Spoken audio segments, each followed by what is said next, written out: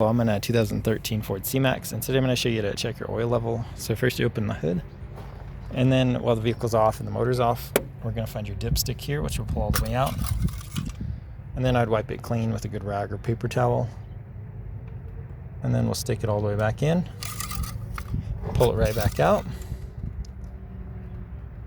And then right on here, there's a couple dots you can see if I can get it to focus right.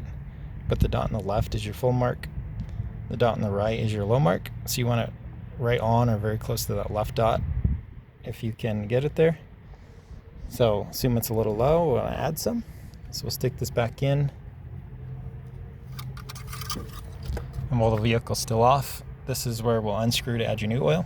So make sure you're using the proper type of oil, as well as the same synthetic, conventional, and type, like brand of oil, ideally if you can, better not to mix and match.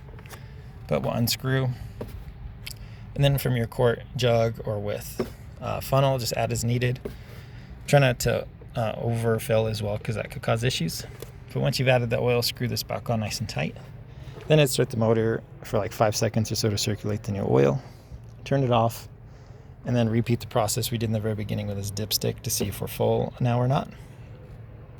And all that said, I wouldn't do any of this in replacement of regular oil changes, which typically you do by putting the vehicle on a slight lift so you can get underneath to the oil pan, pull the plug, drain all the old oil out, replace any filters as needed, screw that plug back in nice and tight, and then back up top here, we'll unscrew this and add all the oil recommended for your particular motor type for an oil change.